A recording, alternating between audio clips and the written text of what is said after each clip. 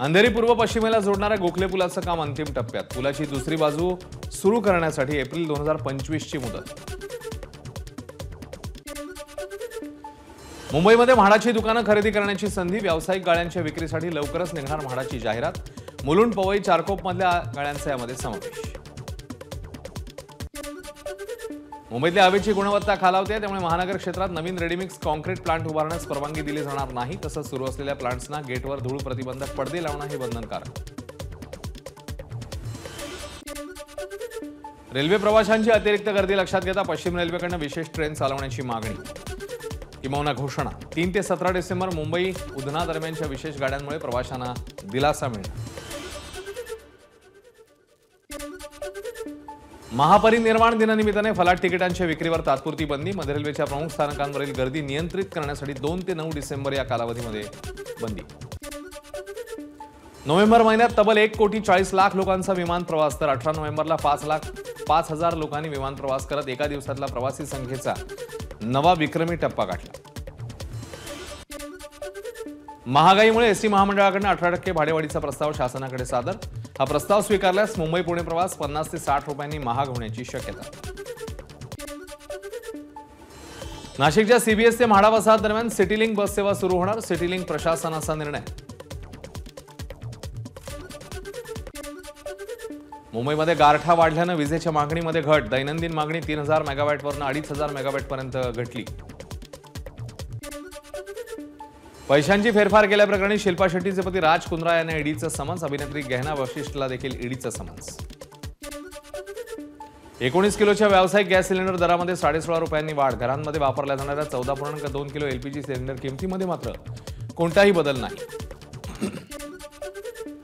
खारघरमध्ये शिंदे गटाच्या शहर प्रमुखासह कुटुंबियांना मारहाण। क्षुल्लक कारणावरून सीआयएसएफच्या 10 ते 15 जवानांनी मारहाण केल्याची माहिती। 2005 मध्ये शिवसेना सोडून बाहेर पडलेले नारायण राणेंची सामनामध्ये समोरील सभा उधळल्याचं प्रकरण। मुंबई सत्र न्यायालयाकडे 48 शिवसैनिकांची निर्दोष मुक्तता। आमदार अनिल परब, माजी महापौर श्रद्धा जाधव, बाळा नांदगावकर आणि बाळा नर यांचा यामध्ये समावेश।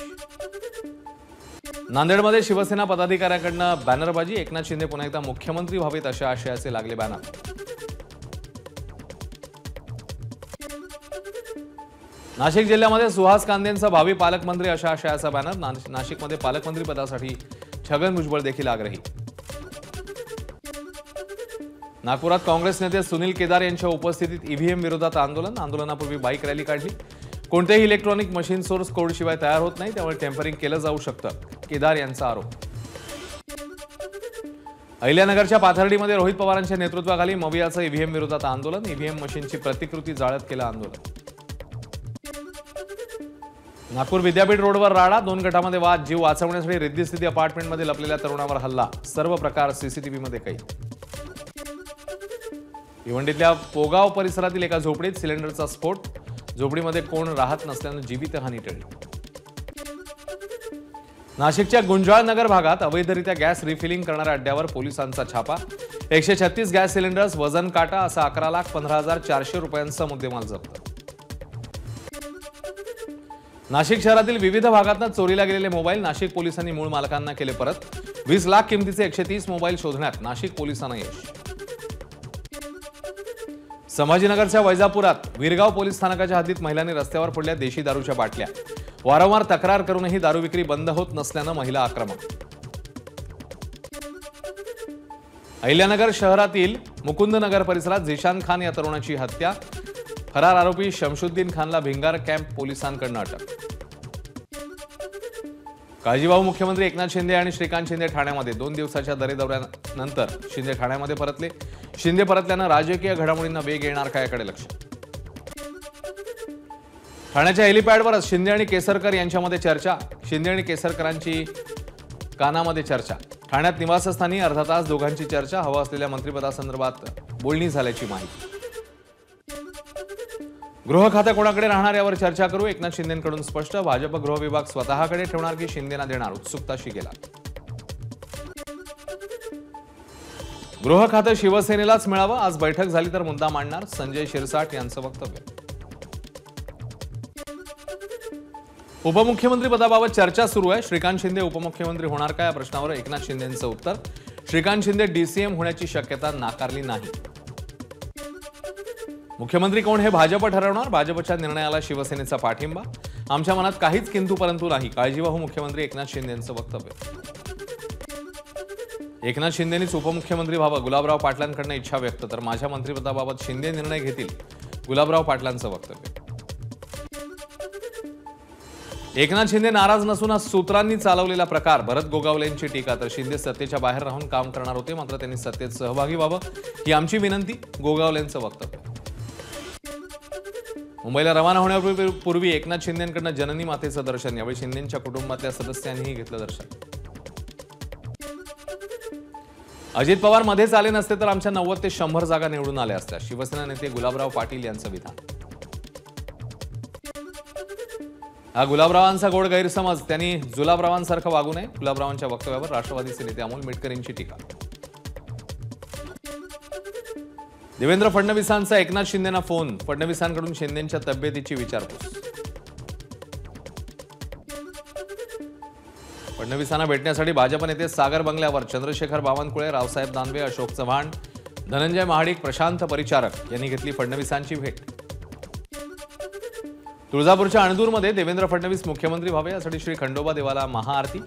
राणा जगजितसिंह पाटलांची मंत्रिपदी वर्णी लागावी याकरता कार्यकर्त्यांचं खंडोबाला साकडं. शपथग्रहण समारोहासाठी प्रदेश भाजपच्या पदाधिकाऱ्यांना सूचना. सुमारे 15,000 प्रमुख पदाधिकाऱ्यांनी सोहळ्याला यावं. जिल्हाध्यक्षांनी त्यांच्या जिल्ह्यातून येणाऱ्यांची नावं निश्चित करण्याच्याही सूचना. आधी मुख्यमंत्रीपदाचा सोहळा होईल त्यानंतर मंत्रिपदाबाबत चर्चा होईल. आमदार मंगेश कुडाळकर यांची माहिती. तर मंत्रिपदासाठी इच्छुक असून शिंदेंकडे मागणी केली आहे कुडाळकरांचं वक्तव्य. महाराष्ट्रात सर्वच पक्षांकडून घराणेशाहीचा पुरस्कार. 288 पैकी 237 मतदारसंघात घराणेशाहीतले उमेदवार. भाजपकडे सर्वाधिक 49, काँग्रेसचे 42 उमेदवार घराणेशाही जोपासणारे होते. सामाजिक कार्यकर्ते हेरंब कुलकर्णी यांचा अहवाल. जितेंद्र आव्हाड यांची गटनेतेपदी निवड. रोहित पाटील शरद पवारांच्या पक्षाचे मुख्य प्रतोद. रोहित पाटील यांच्यावर महत्वाची जबाबदारी. अविनाश जाधव यांनी मनसे ठाणे जिल्हाध्यक्षपद सोडलं. ठाणे शहर विधानसभेत अविनाश जाधवांचा पराभवाची जबाबदारी स्वीकारत राजीनामा. माझ्याच पक्षातल्या नेत्यांनी माझ्याशी गद्दारी केली. शिवसेना आमदार संजय गायकवाडांचा गंभीर आरोप. प्रतापराव जाधव आणि भाजपच्या संजय कुटेंनी कट करून आपल्या विरोधातील उमेदवार बदलल्याचाही गायकवाडांचा आरोप.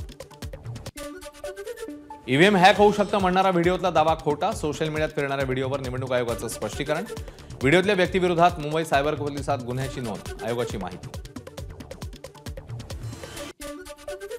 महाविकास आघाडीचे 29 उमेदवार ईव्हीएम विरोधात लवकरच सर्वोच्च न्यायालयात याचिका दाखल करणार. ईव्हीएम मध्ये मानवी हस्तक्षेप करून निवडणुका जिंकल्याचा आरोप करत याचिका केली जाणार. ठाकरे पक्षाचे पराभूत उमेदवार दीपेश म्हात्रे यांची माहिती. युगेंद्र पवारांचा मतमोजणीवर आक्षेप. बारामतीतल्या पराभवानंतर युगेंद्र पवारांचा मतपडताळणीसाठी अर्ज. अजित पवारांनी केलाय युगेंद्र पवार यांचा पराभव. सोलापूर उत्तर विधानसभा मतदारसंघातले शरद पवार पक्षाचे पराभूत उमेदवार महेश कोठेंचा मतमोजणी पडताळणीसाठी अर्ज. पडताळणीसाठी लागणारे 94,400 रुपयांचं शुल्कही भरलं. पंढरपूरच्या मार्करवाडी ग्रामस्थांनी केलेली फेरमतदानाची मागणी बेकायदेशीर. प्रशासनाने मागणी फेटाळली. माळशिरसच्या निवडणूक निर्णय अधिकारी विजया पांगारकर यांची माहिती. प्रशासनाने मागणी फेटाळल्यावरही मार्करवाडी ग्रामस्थ बॅलेटवर मतदान घेण्यावर ठाम. गावातल्या विरोधकांचा मतदानावर बहिष्कार. या मतदानामुळे गावातील वातावरण खराब झाल्यास किंवा गोरगरिबांना त्रास झाल्यास हे 4 पुढारी जबाबदार असतील. विरोधकांचा इशारा.